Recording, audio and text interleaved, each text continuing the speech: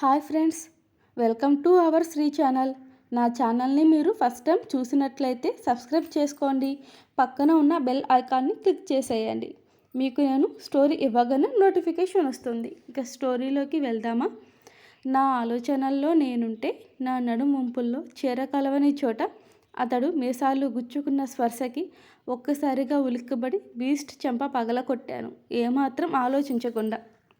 అతడి కోపం నాకు తెలుస్తున్నా లెక్క చేయలేదు నేను.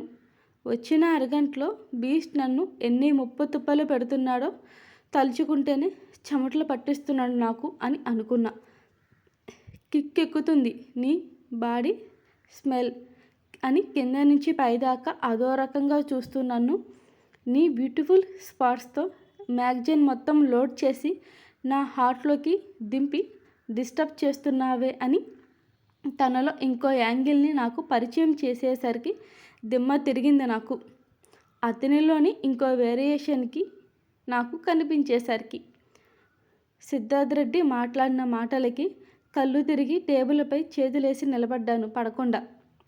మనసు లోపల ఎక్కడో చిన్న హ్యాపీనెస్ నా క్రష్లా ఫీల్ అయినందుకు. కానీ ఆ అర్హత నాకిప్పుడు లేదు. ఎందుకంటారా? స్టోరీలోకి వెళ్ళాక తెలుస్తుంది మెల్లగా.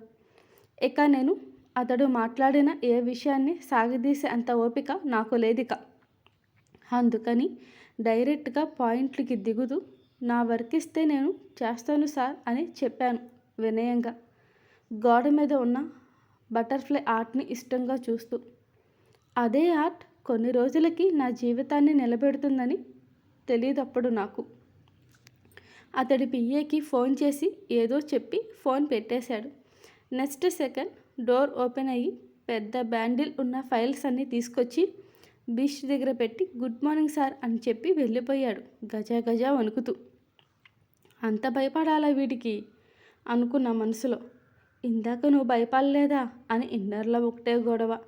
అవునులే, పువ్వులా సుకుమారంగా పెరిగిన అమ్మాయిల్ని భయపెడుతున్నాడు, అబ్బాయిల్ని ఒక లెక్క అని నాకు నేనే సర్ది చెప్పుకున్నా. పిన్ డ్రాప్ సైలెంట్లో ఉన్న ఆ రూమ్లో సిద్ధార్థ్ రెడ్డి వేసే చిటికల సౌండ్ అతి పెద్దగా వినిపిస్తుంటే నుంచున్నా. నేను తలెత్తి పైకి చూశాను.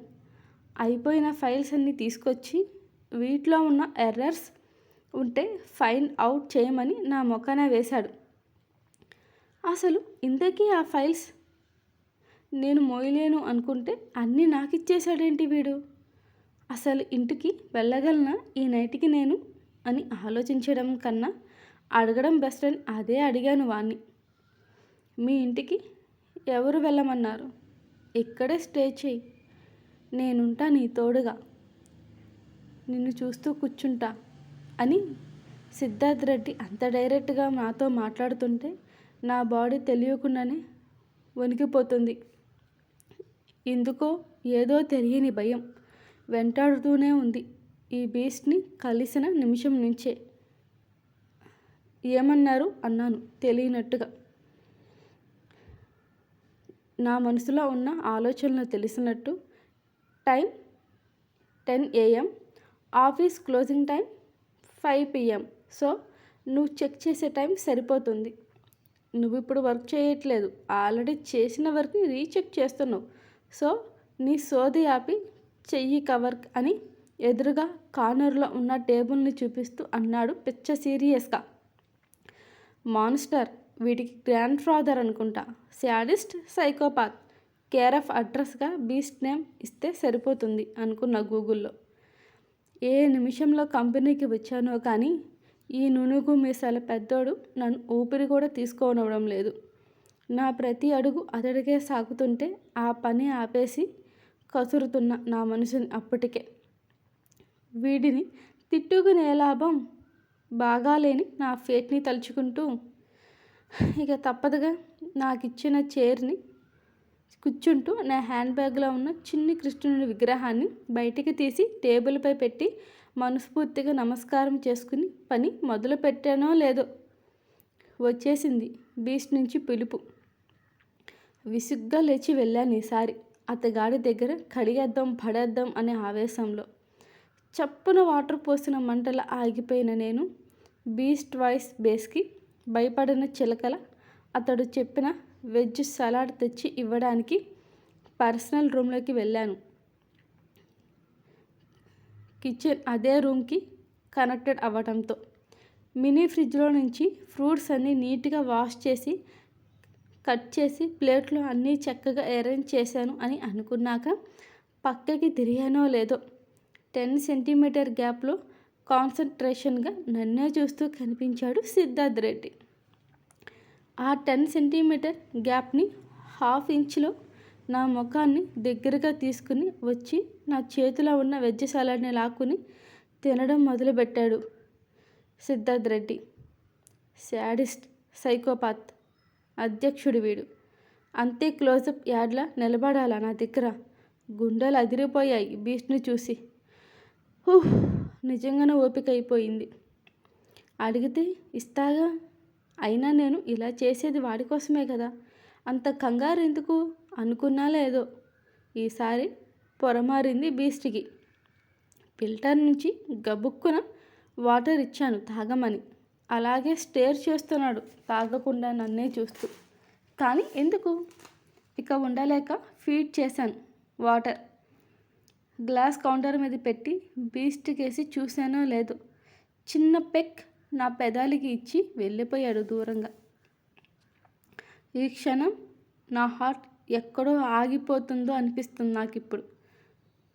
అంత డేరింగ్ అలా ఎలా పెట్టేశాడు? నా బాడీ స్వేట్ పట్టేస్తుంది ఏంటి ఇలా అని ఆ చెమటలు పట్టిన నా అరచేతుల్లోనికి చూసుకున్నా.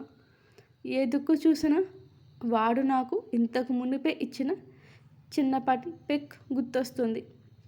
వెళ్తూ వెళ్తూ సునామీని నా హార్ట్లోకి దించేసి వెళ్ళిపోయాడు ఈడియట్.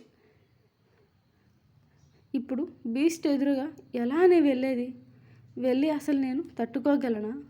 ఆ చూపుల వేడికి నాకు కదా కోపం రావాలి.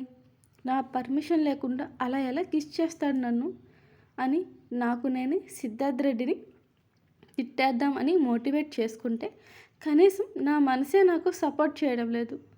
హో గాడ్, ఈ పిచ్చపిల్ల అన్నీ మర్చిపోయి ఎంజాయ్ చేయి అని అంటుంది నా మనసు.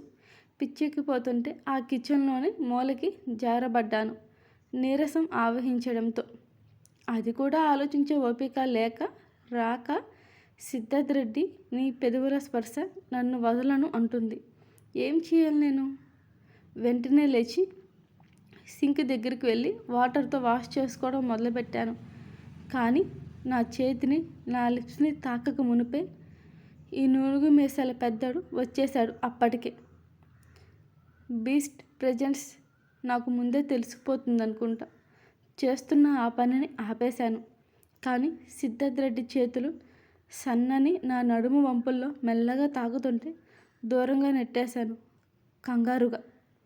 అప్పుడు లేని కోపం నాకు ఇప్పుడు వచ్చింది ఎందుకో.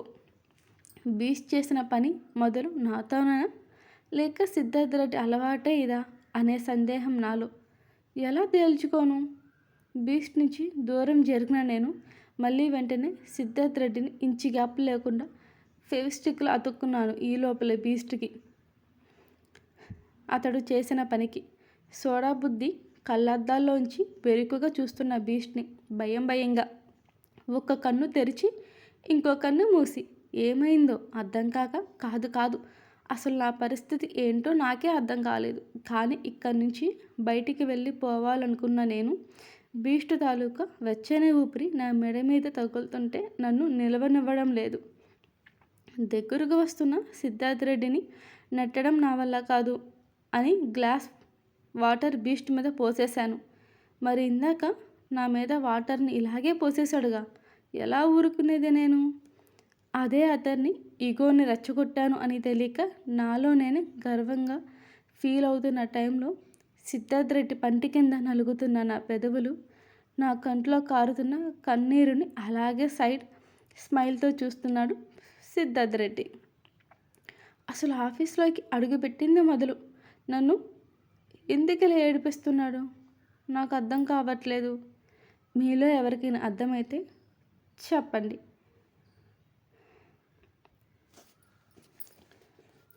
To be continued.